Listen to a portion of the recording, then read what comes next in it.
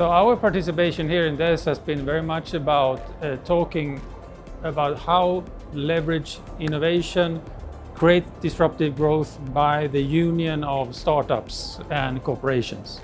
So we have been quite pragmatic, I think, not talking about general terms only, but giving very concrete and concise things that you should succeed with or manage when you drive innovation and disruptive growth. Because startups and corporations are very different animals. They are actually like, as we say here in Spain, right? Like mixing water and what do you call it? Aceite? Oil.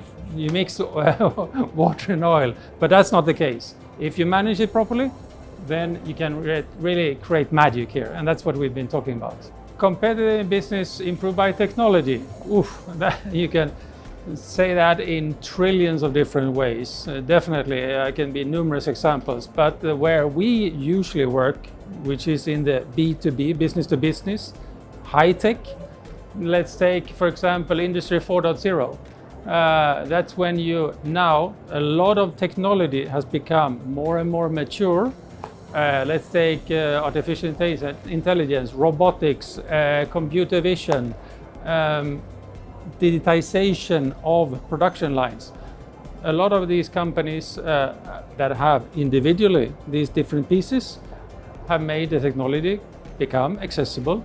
I don't say to the big masses, but there are a lot of now companies coming with disruptive innovation, bringing these things together in order to not only improve industries, but actually society as well. Well, I mentioned some of the key technologies that will transform our economy.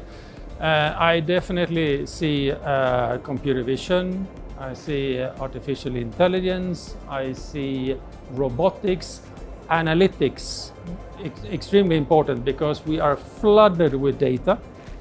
But what do you do with the data? What do you extract from it? What kind of conclusions do you draw? Because information is not needed.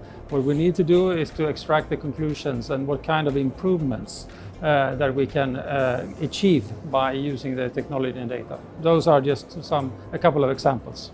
The biggest challenges, I think, with new technologies coming into play is actually for the sea levels, as you were asking. I don't think that really is a technology in itself. It's rather the behavior, the human being, the one who should actually incorporate and start using this technology.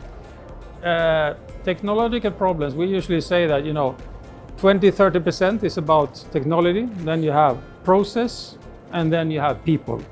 So that is really the challenge. When you see the big technological changes now coming into play, it takes time for them to mature, but not because of the technology itself. It's actually the adoption of those technology and having people starting to really assimilate that the world is changing and how the processes and the ways of working are changing. That is the biggest challenge for the sea level, I think, in the future, to get people on board on the change.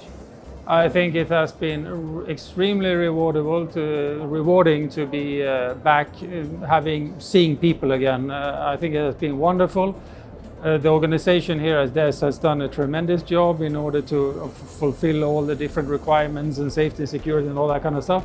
But I can tell you, I'm tired of sitting at home working behind a screen, and it's been wonderful to see people alive, face to face again, and start interacting with people. And looking forward to this next year as well.